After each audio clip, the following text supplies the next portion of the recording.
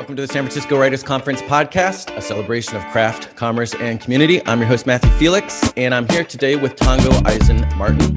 Tongo is a poet, movement worker, and educator. He is also San Francisco's 8th Poet Laureate. His curriculum on extrajudicial killing of Black people, We Charge Genocide Again, has been used as an educational and organizing tool throughout the country. His book, Someone's Dead Already, was nominated for California Book Award, and his Heaven is All Goodbyes, published by the City Lights Pocket Poets series, was shortlisted for the Griffins Poetry Prize and won a California Book Award and an American Book Award. His new collection is Blood on the Fog. Welcome, Tongo. Right on, man. Thanks for having me. Thanks for being here. I'm really excited to talk to you. I've got hours of questions, but I'm going to try to just stick to the 1 hour. But I wanted to start off actually with a different event, or talking about a different event, and that's your inaugural ceremony that you did on Zoom, celebrating your inauguration. You're being named Poet Laureate of San Francisco. I attended that event, and I mean, I sobbed more than once. I'm not kidding. I don't mean, because I was trying to decide today what I talked about. Should I just say that I was moved to tears, or should I be honest? I mean, it was so powerful and so beautiful, and on a couple different levels. I mean, one, obviously for me, one was, the speakers, the guests that you had, doing the readings, doing the performances, in addition to your own reading, your own performance. But then also just this overwhelming sense of love, again, from the people who you had kind of, speaking on your behalf and honor the occasion, between you and your brother. And then, in just the deluge, which you probably couldn't see, I don't know if you got to see it afterwards, but the deluge of just support and shout outs and love that was coming, through the chat panel on Zoom. So I just wanted to acknowledge that event. I just wanted to check in and just, safe to assume that you were happy with how that all went down? Yeah, it's kind of almost an equation of, physics that, whatever platform comes your way really is only the opportunity. Is only an opportunity to relax into the kind of aggregate from which you emerge, So it was just kind of like no way almost of taking myself that seriously, I think the bigger the light, the more the village is supposed to be revealed. And so I really couldn't see it playing out any other way. Like as soon as they told me, what was supposed to happen, or what an inauguration kind of ceremony could be, I said I'm definitely gonna have to bring everybody. And you did, and but, like I said, I would have brought more if time allowed, right. Or I probably should have talked a little less. No, I don't think you should have talked less. You could have brought more people. Maybe we just need to ask Mayor Breed to have like a second ceremony. Part 2. You just tell her it's part 2. Hey, the first one, by the way, has been viewed on YouTube, because I wanted to tell everyone to check it out. It's on YouTube. Just search San Francisco Poet Laureate. It's already been viewed 1,500 times. So I think as far as ratings are concerned, you've got a really strong case for a part 2. Right. So not only are you Poet Laureate of San Francisco, but San Francisco, it's where you grew up, and it's where you still live, and hopefully love. But in the San Francisco Mayor's Office's press release announcing you're being named Poet Laureate, you said, quote, "I and my poetry are an absolute product of every nook and cranny of San Francisco." What does that mean? It in a way, just as a poet, I'm really just kind of, it's almost just providing subtitles for any given slice of material reality, and so what I see on the page when I look at my poetry really is just this, it's really just almost this material reality expressing itself. And I really, when I'm honest, which we expect nothing less here. I actually don't see evidence of individual existence. I don't see a language that I invented. I don't see, cheekbones that just began with me. And so, in a way, I am just, or we all are just our various kind of backstories expressing themselves. And San Francisco is just kind of like absolutely the topography that looks like print on a page, but it's just it's just the mountain ranges of the city itself, really, or the people, the people themselves that I'm just kind of corralling in a way. Okay.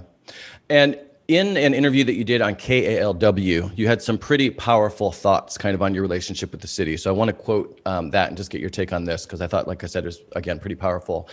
You said, you referred to San Francisco as, quote, a city that almost literally killed me a couple of times, a city that has my blood in the street on one end of the spectrum, and then on the other end, a place where I was selflessly loved and nurtured.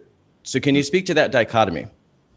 Yeah, but it's along the lines of Malcolm X assertion that for me there's no American dream, there's only the American nightmare. Like I'm not an American, I'm one of the 22 million victims of Americanism. And so I will always, there is the, there's the San Francisco Mount Olympus from which creativity, has found a landmark. But at the same time, San Francisco doesn't stand outside of imperialist history, and I have suffered I've been on the wrong side of the spear. Yeah, yeah. And so that's just the reality of it. Right. And therefore, it demands that our praxis stay rooted in social transformation, right? And that kind of victory lap is not reprieve, and any little breath I get when, say, the world plays along with a poem does not negate what now has to happen, which is a true revolutionary transformation. All right, and we're going to talk about that. But first, I want to talk about this idea of, or the idea of social transformation and revolution, and how that was part of your upbringing. Mm-hmm. Again, you said something that I read, you said, you were brought up with a sense of duty to raising consciousness, and you were brought up at protests and that kind of thing. So can you tell us just a little bit about your upbringing and how that informed the outlook that you still have today? It was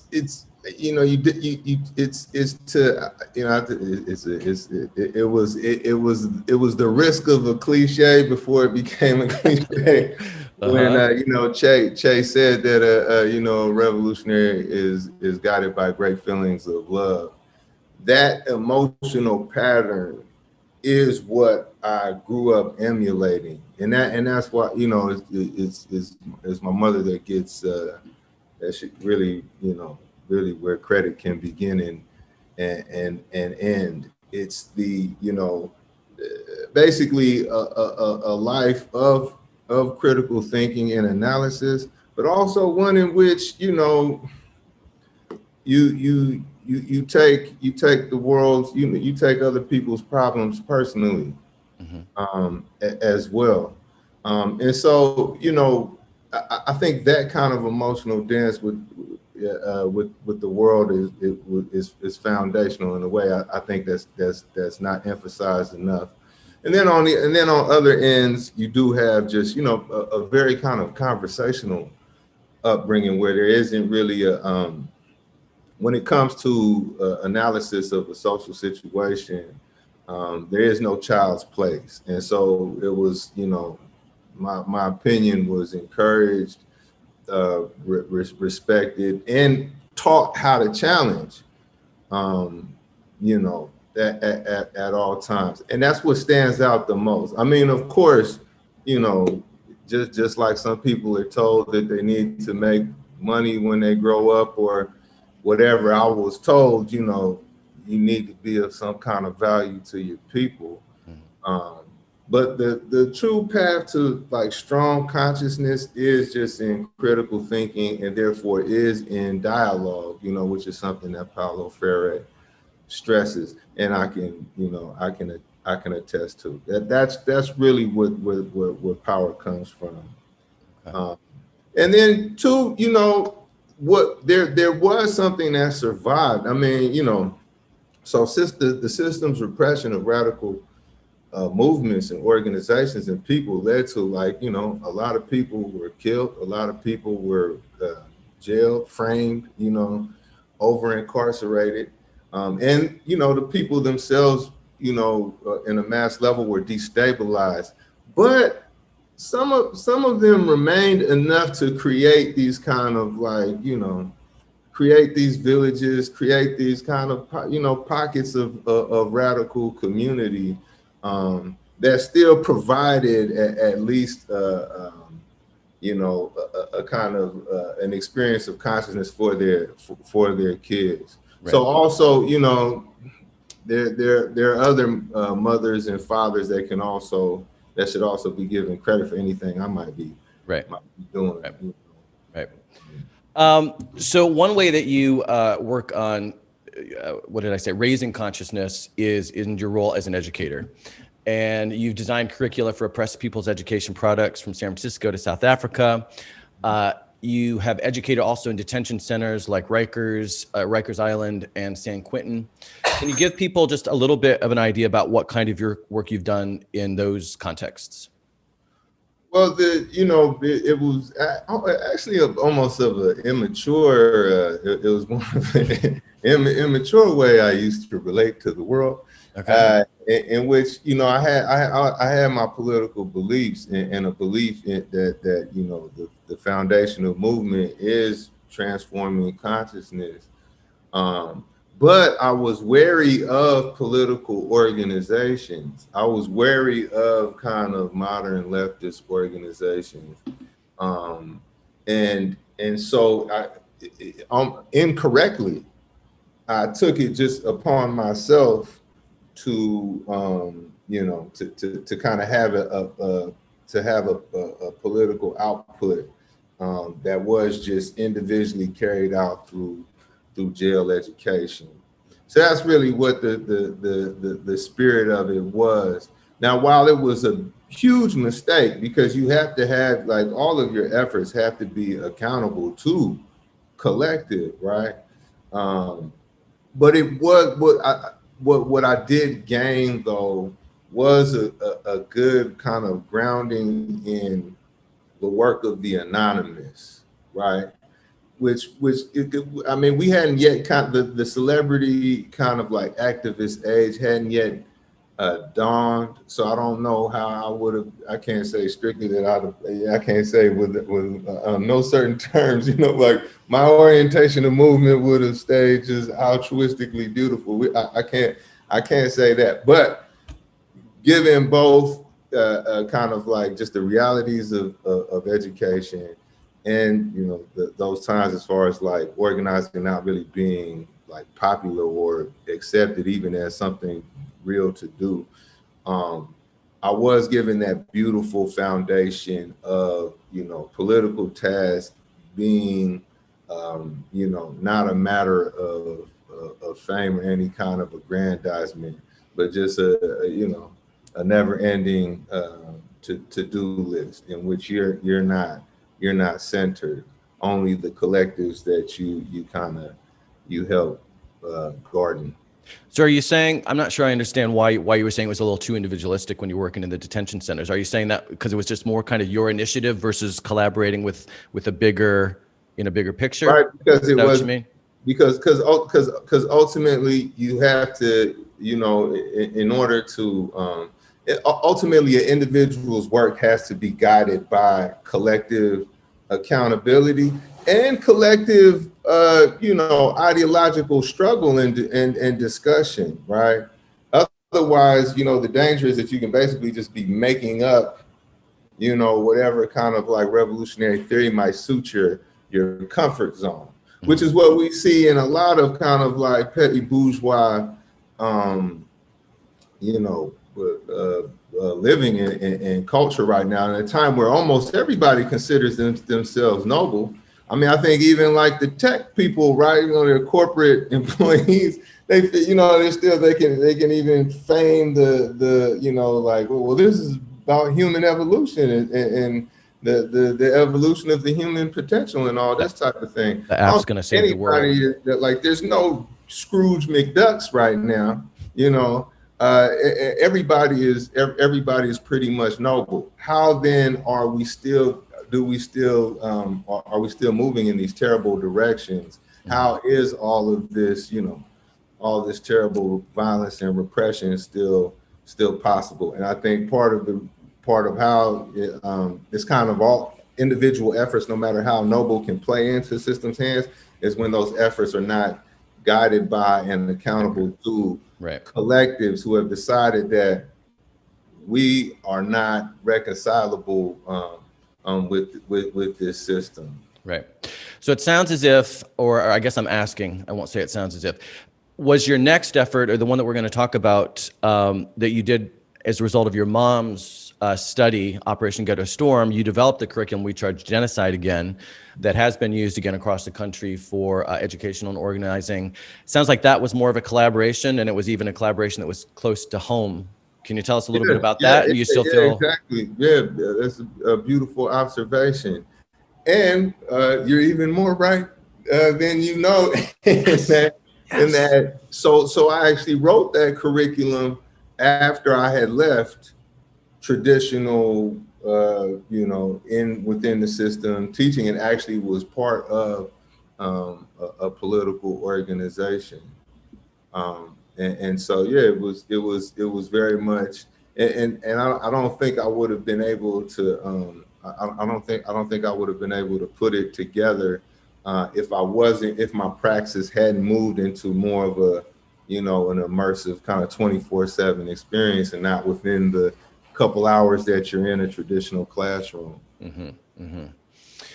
Okay, so let's switch gears a little bit and talk specifically about your being poet laureate and about what that is kind of, in San Francisco. Like I said, you're the 8th that the city's had, and it gives you a very visible platform to kind of do things with a different sort of visibility than you've had prior to being named the poet laureate. So I'm just curious, we've only had 8, so it seems like it's a fairly recent institution. I don't know, do you know much about kind of when it got started and who has preceded you? Yeah. I don't know the political economy of the origin, but there have been some great poet laureates, and rest in peace, Jan Mercatani, who just passed away, who was a laureate.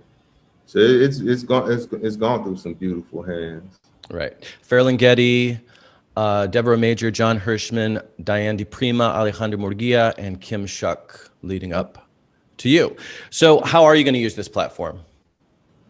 Well, it's kind of to be determined. I'm not sure exactly how the world is thawing out. It seems like, that we might actually be going back to, going back to a year ago.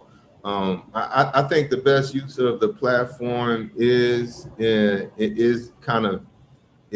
education, both, and both kind of like building, entities of education outside of the system and interface with existing institutions of education. I've been able to work with some schools and continue to make myself available to programs. But I think it's that kind of that public invitation, or the invitation to more public institutions away from kind of like the the more kind of bourgeois structured art institutions. I think that's being away from there. No disrespect to the to the various towers, but it's that public existence or opportunity that's the most exciting, I think. Is it tricky to navigate that? Is it tricky to navigate because it is, so the designation, the position is, like you said, it's I don't know, it's part of the system, but then you want to leverage it to work. Is there room? It seems just kind of tricky to navigate, but it seems like you'll be able to do it, I suspect. I mean, it's almost like we have so little to lose in a way. Like it's just like say it has, it has a sonic gravity, but ultimately in practice, we're in a time of clear cultural deficit, of clear though I think we're with these the times of kind of scaffolding, kind of spontaneous uprising or spontaneous resistance that we see, it does kind of point to a people kind of energizing themselves. We're still in a very inhibited time, so where people are still not constructing identities for themselves outside of bourgeois permission, right? And so and this is something that the biosphere is not going to survive. So in a way, so it's smoky outside right now. Yeah, I'm saying, right? Like, what is the API for right now? Right. And so like we're checking that, like we check, like people check the weather. Now we check, where are the fires? Yeah. I even have one of those. I have like a little measure. I can actually measure API in my house. We have air purifiers everywhere. Yep. And so yes, if I'm to if I want to kind of like spread my consciousness or just my perception of myself into kind of like a more individual adventure, more of a tightrope appears. But ultimately, like where we are and what's going on, there actually isn't. The only thing there is to do is to try some things, be critical about what works and what doesn't work, and then just continue how it all unfolds. Every move we can make. Yeah. Right. In your KALW interview, you said, I really liked this quote too. So, and this is along the lines of what we're talking about. You said, quote, "It's a bit of a Twilight Zone-y experience to be able to represent to the people's cultural potential with a position like this." So what is that cultural potential? Like, what is that ideally we would kind of be realizing and that you would kind of help to foment to the extent that you can with this role? Well, now this be super lofty, but go as lofty as you want to go. That's why we're here. Right on. If everything goes according to plan. I think what really needs to happen is that, we need to just reabsorb our various powers, reabsorb our civic power, truly reabsorb our military power, reabsorb our powers of education, medicine, and all of this type of thing. So, cultural, cultural work or the arts fit that. In that to, especially poetry, to declare that to write is to name the world. And it's that power of naming the world, the power to define the world and define yourself is very much the beginning of consciousness, whether we're going to move into a liberatory direction or not. And so I'm kind of, poets, we're kind of operating in that flicker or that potential to ignite. But ultimately, I think so what the visualization is when you, through participation in various collectives, are very much basically determining the various fields of reality. Again, determining educational reality, determining realities of production, determining realities of policing and all. and all of this type of thing. Okay. So we're going to come back. I'm going to ask you a little bit more about the collective versus the individual in a bit. But for now, I want to shift gears, and I'm just curious. This is kind of a basic question that I was just curious about. How did you get into poetry? When did that start, and how did that start?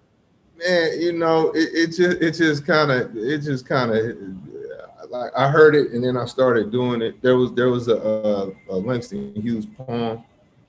I believe was the first thing I wrote something in response to. But pretty much lines have just been jumping into my head this whole time. and I think in retrospect, what the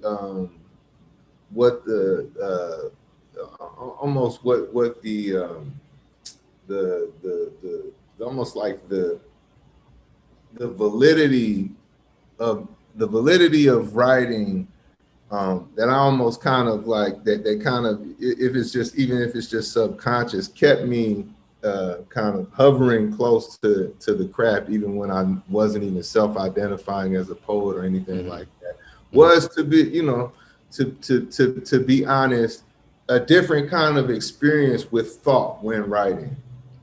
It felt different. I felt like I could feel the kind of the internal just kind of chatter that you might take for granted or ignore, or whatever the relationship with it kind of changed, and in a way became more workable and slowed. And even back, as a child, it almost physically felt different. Thinking almost physically felt different when I was writing, and so it became, it was always kind of hovering near me. But it would be a long time. It took a long time for me to even say I was a poet first. Like, I'd done plenty more, teaching, plenty more youth work, just on those terms, educator, like on those terms, but not even with like, artist educator and this type of thing. But and that's the journey. I mean, you kind of turn a corner. I think you turn a corner with your craft when you pull it to the center, and you start, you start navigating reality with that identity at the center of your intention. And how do you think society kind of views poets? Where is the place of the poet in society, kind of? Because I think that for me, that would play in somewhat to my ability to identify, like with being a writer, is kind of what does that mean? And am I comfortable associating myself with that meaning? So as a poet, what was that kind of like, or what is that sort of like? The poet, we're almost the trickster of the society, in that, in a way, we have no weight. You know what I mean? Because this thing is really socialized around violence, right? This is really just a mass organization of violence that at one point was about genociding Native Americans and keeping enslaved Africans from revolting, or keeping our revolts manageable. And so, as this carries on, and like Malcolm X said, America cannot produce freedom for Black people no more than a chicken can lay a goose egg. You know what I mean? That DNA also, Ferry talked about that too. Like a slaveocracy doesn't even have within it the DNA to become a democracy.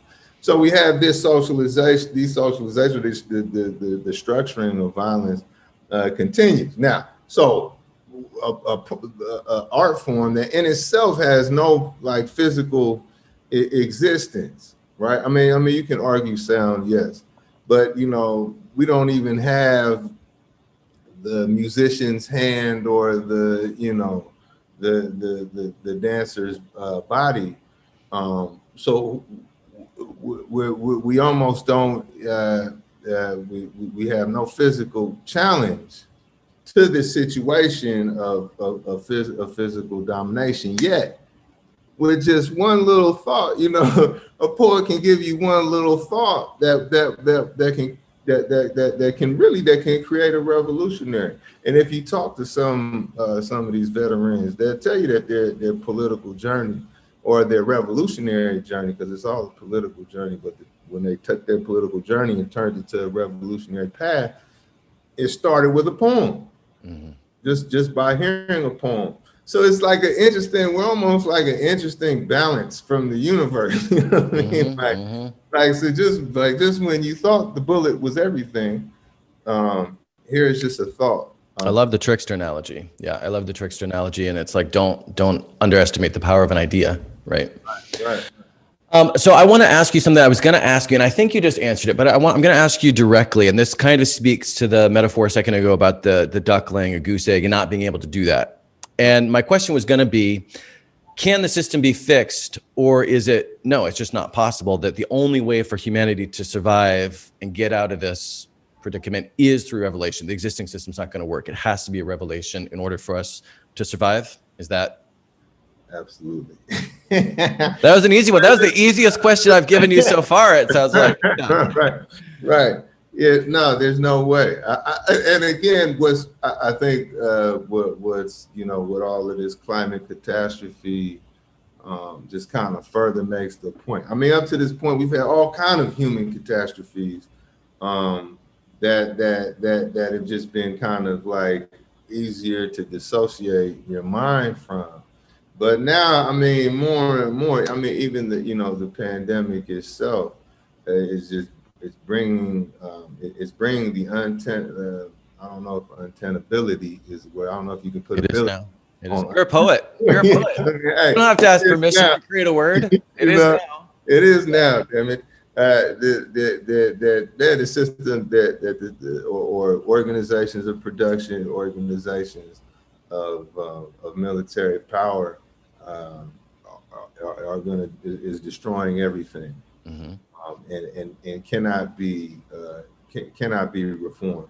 And we should be clear that this is not just like the system or the ism.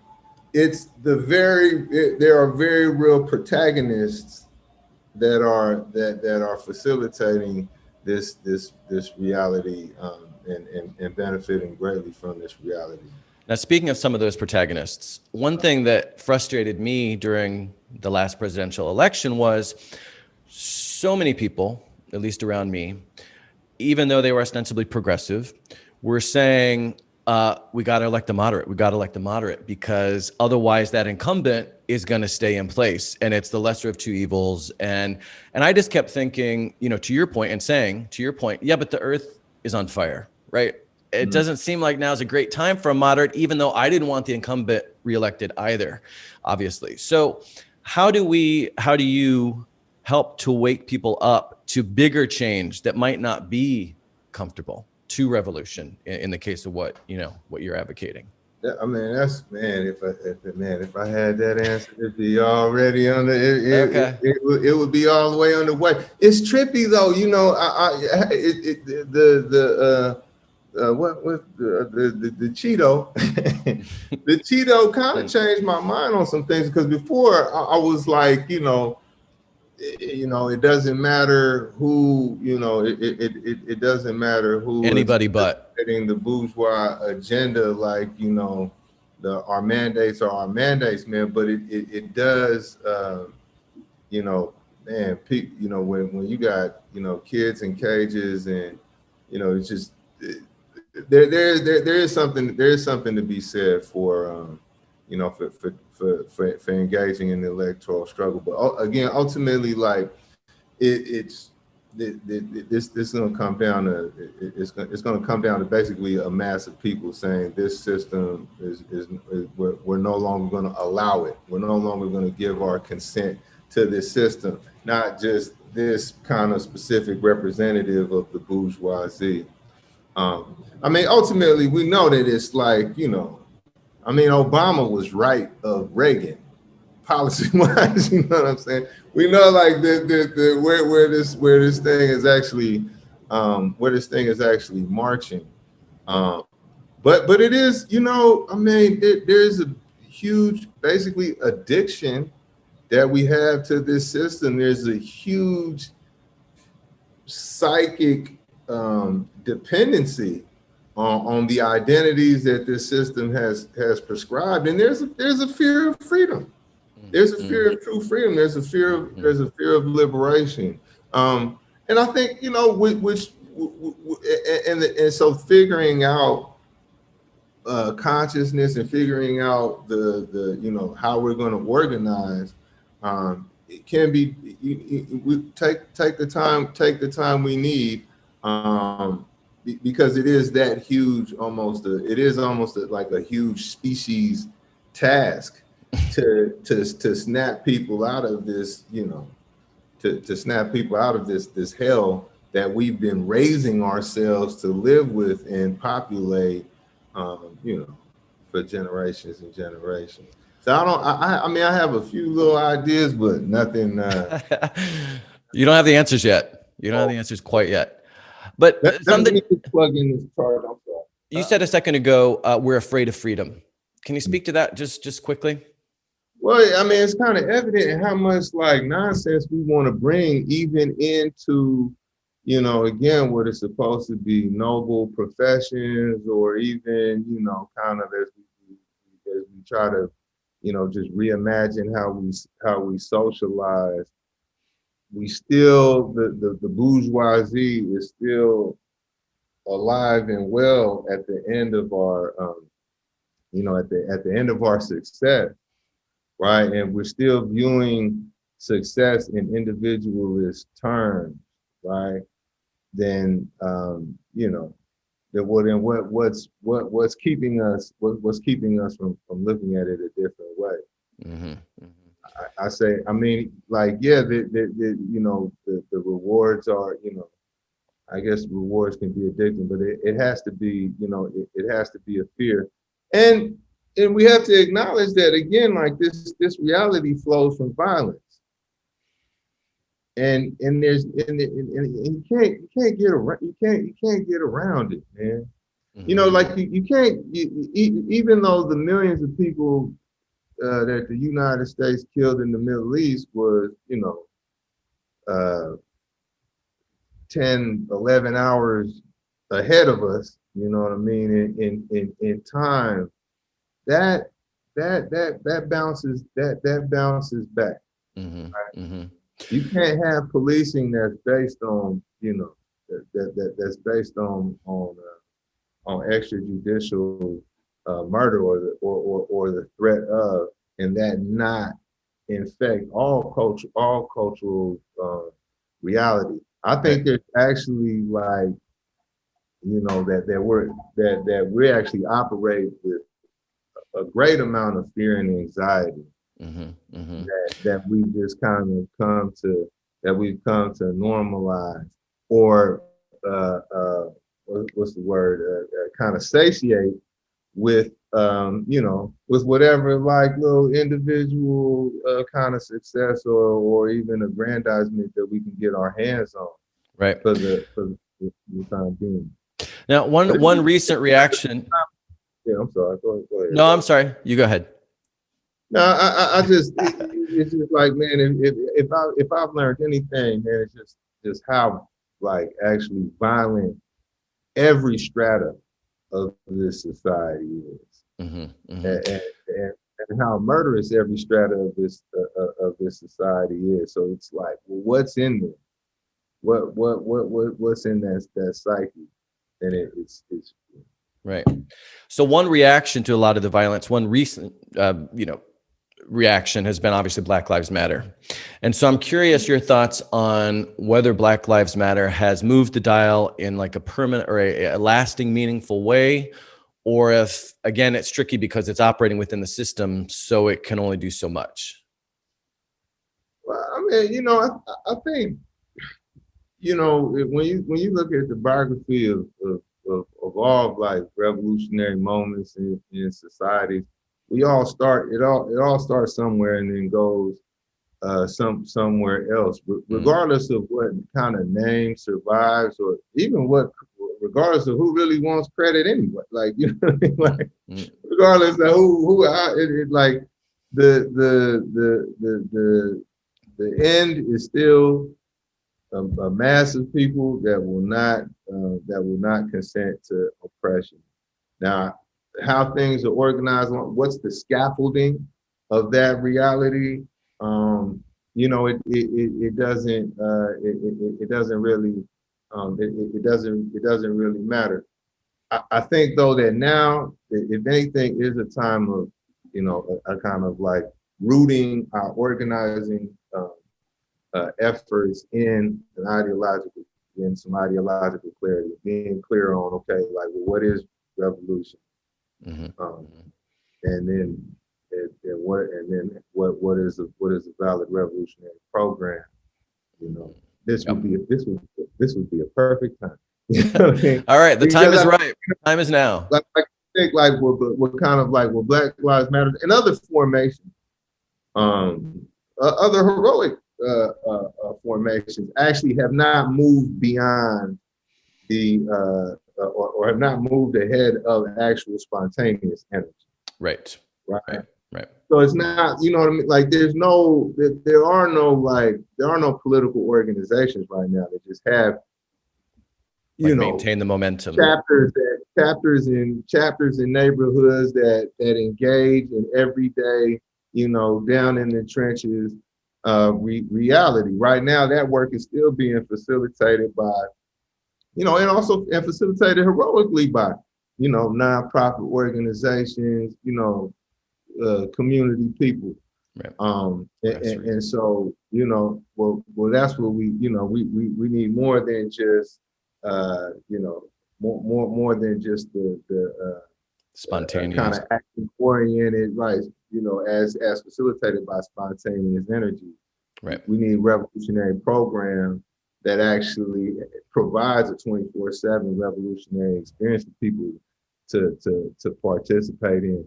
Now, if Black Lives is up for that task, or whoever, you know, groovy, I'll put a jersey on. Okay. All right. So let's change gears completely for a second, because something I definitely wanted to ask you about as soon as I thought about even, you know, asking if you wanted to be on the show was the first time I actually saw you was, and this is switching gears to craft. The first time I saw you, and I didn't know who you were because it was a lit crawl event. It was like 3 years ago, and there were just a bunch of poets.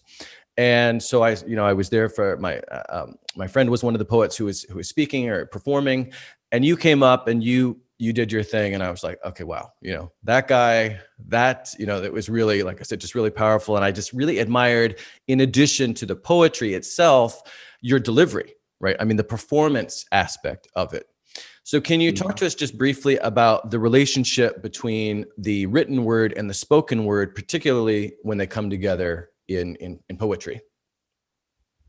Well, you know, I kind of stumbled onto stumbled into, I guess, what could be considered like a performance style of really just kind of making a meditation out of it, and just kind of letting the, you know, if you can kind of put yourself in a meditative place, the poem kind of animates itself. You know, and then there's kind of, you know, there's a whole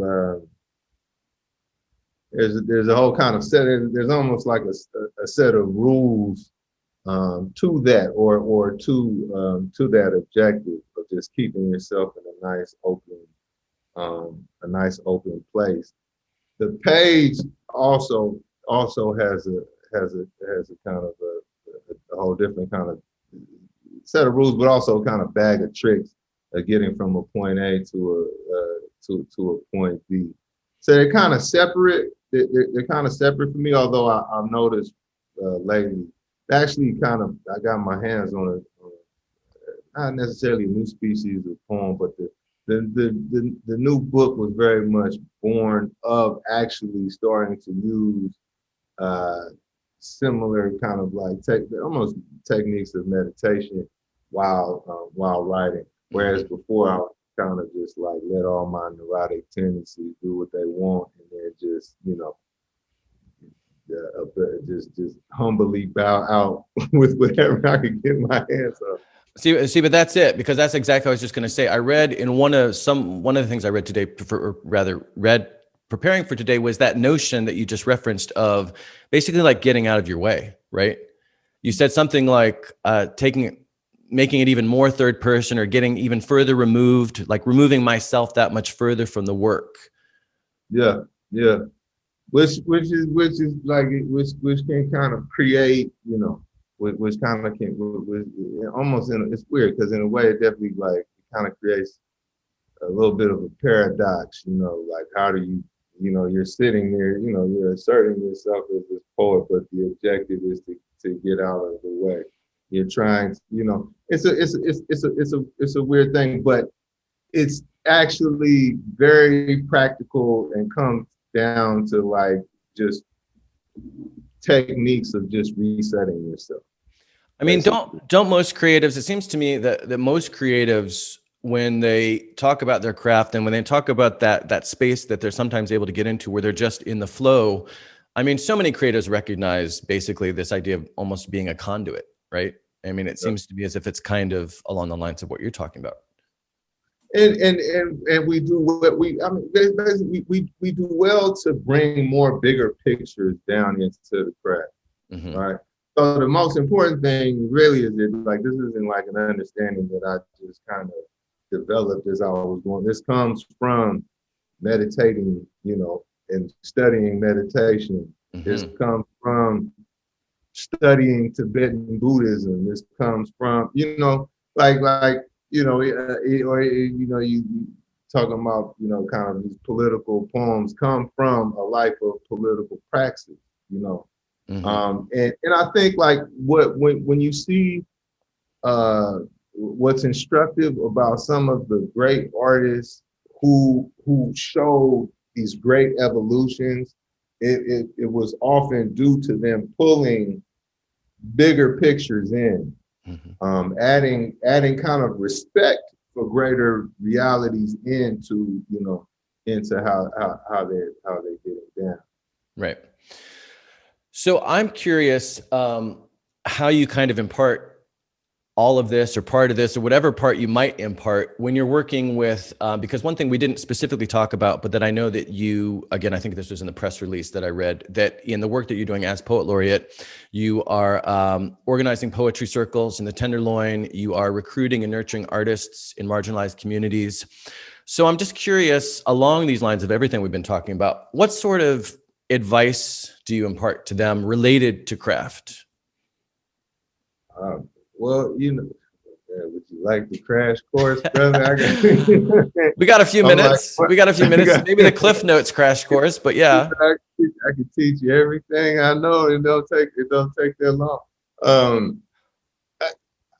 I think the first, like, almost the hinge potential is that poetry is the opportunity to see what your mind has to say when it's not tasked itself with survival or social reproduction. That takes place really only because of the you know, just the real-time mandates of communication pulls us into this, you know, pulls us into a self-defense of sorts, right? Or an exercise of self-assertion, excuse me. So where you're sitting there, when it's now it's just you and your mind on this page. Well, now we get to see how else your mind might want to talk and what your mind might want to talk about. And so the emphasis really is just getting to know yourself, getting to know what makes you tick, and then learning like, okay, where I can add a little bit more mental exertion and where I can actually add some kind of psychic relaxation, all for the purpose of just like, you know, just getting more insight out of the thing. So it's like, well, who do you have to be to really just chase insight, you know, to kind of come to not necessarily an original conclusion, but it's a shade over, you know. It's interesting how it doesn't take that much of a flip, you know, to completely blow somebody's mind or to completely blow your mind. So we just, you know, it's almost like just a continual conversation with yourself, on just like, well, what is reality and how am I relating to it? And then the groovy thing is like, well, so what are these realities and what are these various ways that I am relating to it, and even how that itself kind of dialogues as well. Do you ever do any meditation? You just spoke to meditation, the importance of meditation to kind of opening you up. Do you ever do any of that with the young people that you work with? If they let me, Uh-huh. Sure. Yeah. I mean, one, I'm not.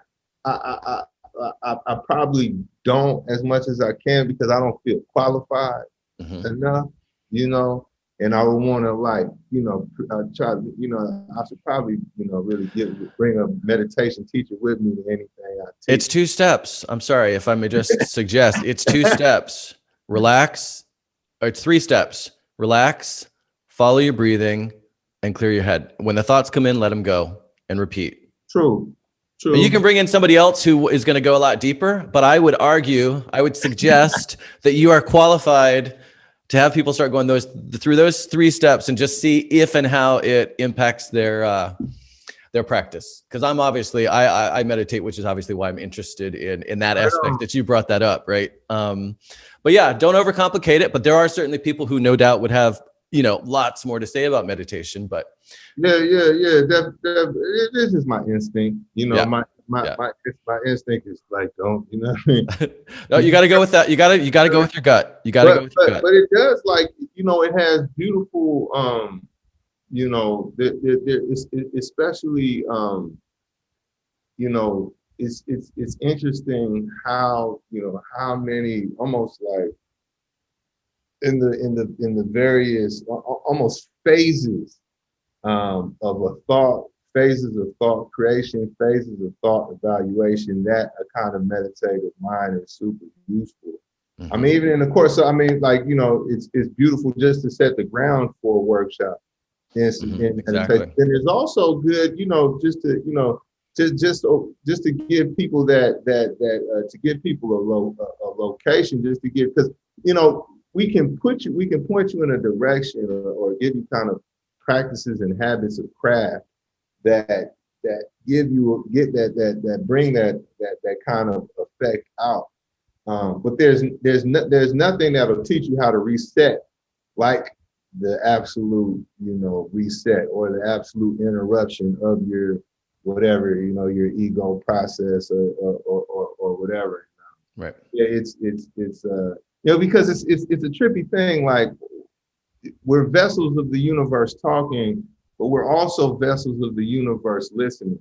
And that is super helpful, because ultimately when I'm like reciting a poem, I'm actually just listening very, very carefully. I'm actually more just like, I'm like the front row. And so I'm negotiating with what I'm hearing.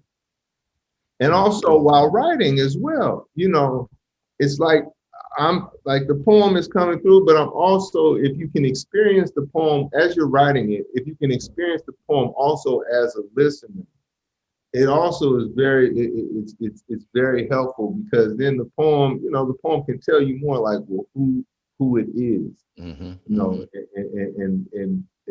what, and what is its primary assertion, what are its secondary assertions, and all the rest. Like, they really are like, a poem is really just like a person. And so, meditation just as again, just as a, like in physical therapy, I don't know if you've ever had to haven't, knock on wood. Knock on wood. Knock on wood. Pedal, whatever you got to knock plaster on. Yeah, I'm knocking everywhere. Yeah. Interesting kind of understanding is that so sometimes, it's like the objective is not even to strengthen a muscle, just to get it to tense, just to get it to flex, just so you can feel that it's actually there.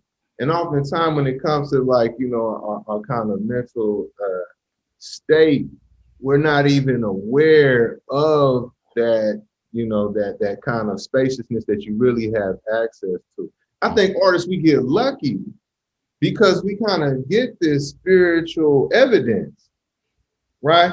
You're saying a poem, because before I ever started to meditate, I said a poem and the whole room seemed to get on the same page, and a kind of like a interconnectivity became evident, you know, and the separation between me and others started to, you know, to disappear, you know. Like you get the, you know, I mean, poetry itself is really like a dime store enlightenment. You're really sitting there like, this is like this is like this is like that is like this. Like all you're doing is pointing out the interconnectivity of all things. So artists, we sitting there, we have this evidence, right? But we don't have, you know, or we do better when we actually then we get practices that really take us down into the trenches of our minds. But it's, yeah, I mean, I could go. That'll be our episode 2 after we do your second inauguration. But you just said something that's a nice segue, because I am conscious of the time, and we've got to talk about something absolutely essential. And you just said, you know, something about getting better, right? Well, you called your new book, because we haven't talked about the book yet. We got to talk about the book, Blood on the Fog, your new book, which is out September 21st. You called it in the Nob Hill Gazette, the best book I ever wrote in my life. So, which is awesome. So, but can you tell us why you're feeling good about it, how it relates, how it's different from the other books, and kind of give people a sense for what the book is, people who aren't familiar with it yet, since it's not out? And I should think about I should think about that more. Celebrate it. Celebrate it. Celebrate it. I said that to this other cat. Oh, I'm blanking on his name, and I think it ran through the it ran through that portal, but it's good. It doesn't sound. I don't hear ego there. I just hear like, hey, I'm evolving, and I'm really happy with my new project. And that's with like in the like kind of in the. I like the biography of this book a whole lot. Okay, what does that mean? In that it was kind of you know, these poems were born of a more kind of like meditative approach to writing, and I feel like I was a little bit more ahead of the book. You know, it's like in the previous 2 books, I was very much playing catch up, and also wasn't necessarily sure what was going on. You know, my first book was really, I was teaching in a program, and the guy who got me the job, Derek Fenner, had a press called Bootstrap Press. We just knew each other as educators, though. I was bored saying poems for kids in the program, and he overheard and was like, "Let's do a book," you know. And so, you know, thanks to my friend Mahogany Brown, I had kind of a manuscript almost formed, but there were like, you know, there were more poems to add, and it was my first book. I wasn't sure exactly what was supposed to happen, and what the personality of the book itself was supposed to be was kind of unclear. And then the second book came along, and then I had an idea more of what I wanted it to be. I wanted it to kind of be more personal. That's why I like the title poem, Heaven Is All Goodbyes Itself, is about me literally going to pick up my father's ashes. But along the way in this journey, you know, I just started catching little, you know, just started catching kind of like what they call microaggressions, and it put racist microaggressions, and it put me in a more competitive place. So now I'm writing. So now the poems change. I fill out this poem now, because now I'm just like, well, you know, let me just show these cats that I can do something on the page that you cannot do, right?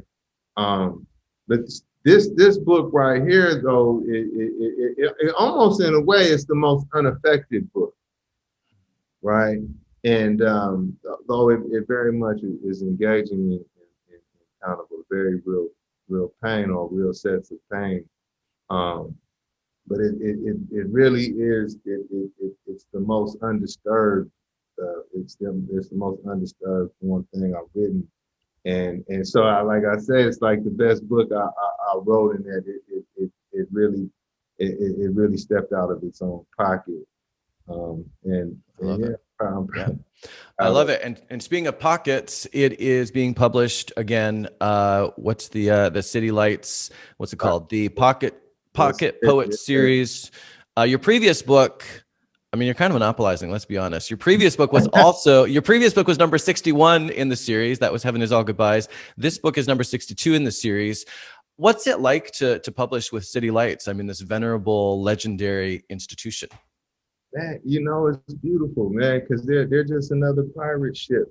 I've been fortunate in that sense, raised in the New Eurekan Poets Cafe, another pirate ship, It's the carnival, man. You gotta love, I've been lucky to be able to grow to be able to grow in these kind of in these circuses, you know what I mean? Mm-hmm, But mm-hmm. they're or these mighty circuses, circuses not to be tempered, played with.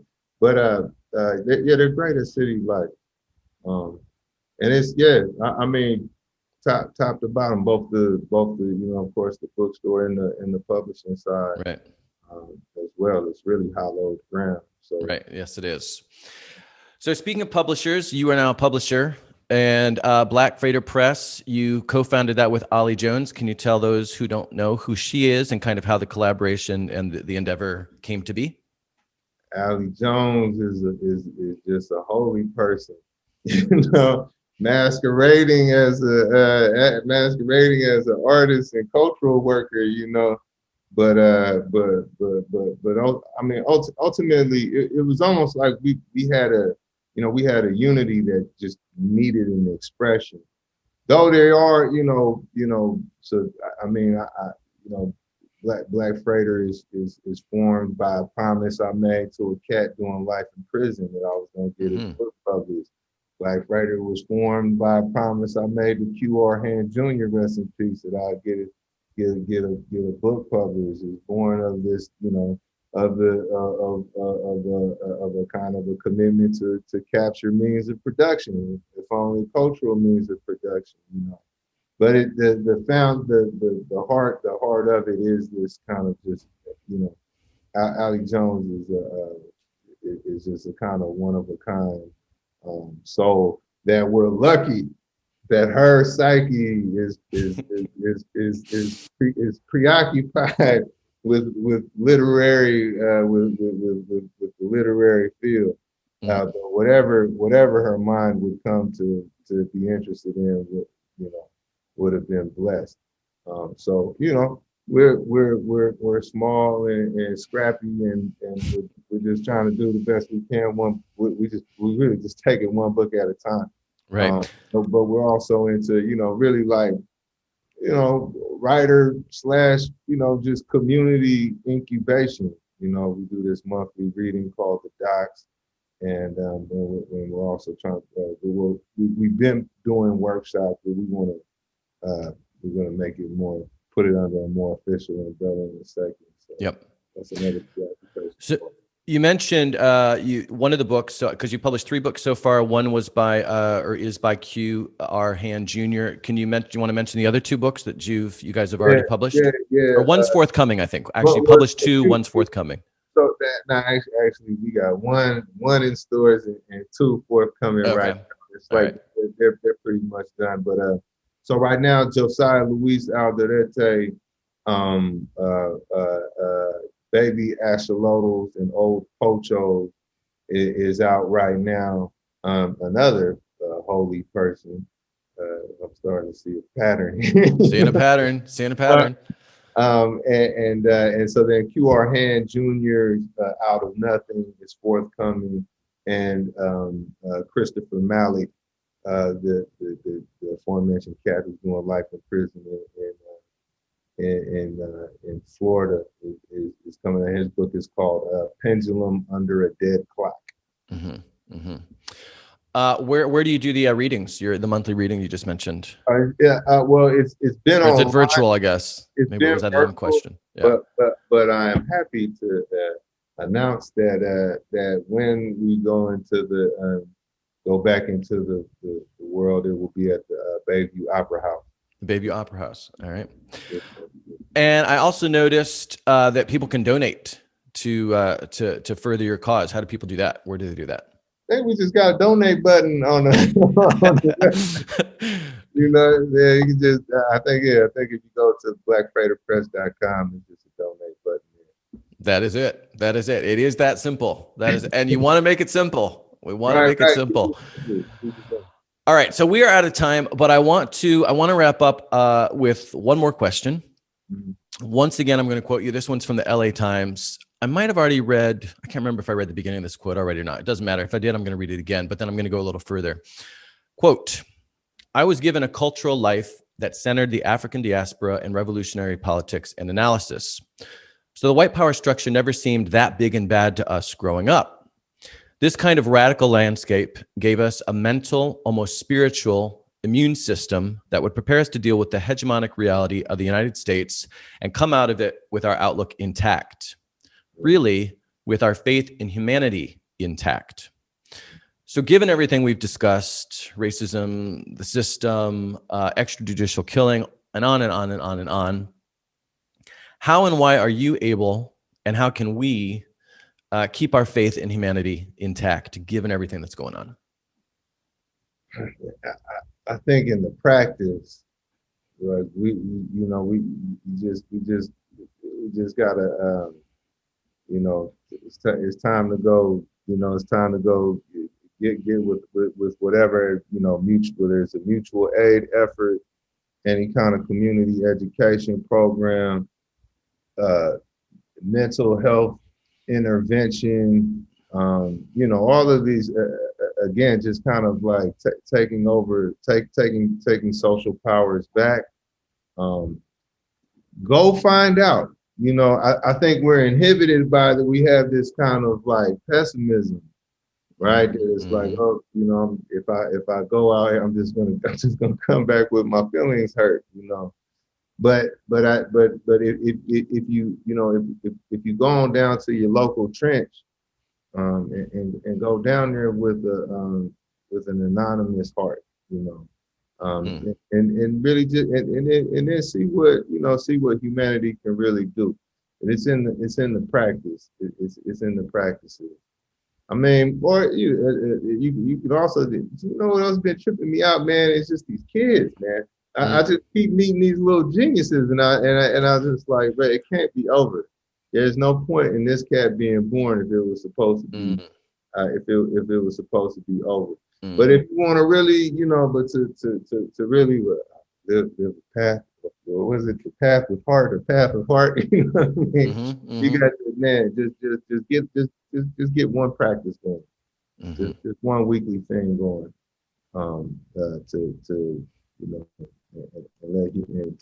to truly dialogue with humanity. All right, that works. Beautiful. Thank you. Blood on the Fog is out September 21st. And by the way, if you go to citylights.com, I noticed that you can get it. You can pre-order it now at 30% off. You do not get the 30% off, as far as I can tell, if you order from the behemoth. So go to citylights.com. Of course, just order it. We don't care where you order it, but citylights.com, you get 30% off and help the indies. So please do that. For more about Tongo, go to blackfreighterpress.com. Tongo, thanks again for being here today. This was awesome. Thank you so much. Thank you. And yes. All right. We'll do it again. Get the next book out, and we'll do it again. Pocket number 63 or 64, whatever it is. There you go. All right. For more about me, MatthewFelix.com. For more about the San Francisco Writers Conference, including this year's writing contest, the virtual events, and most importantly, registration for 2022 President's Day weekend.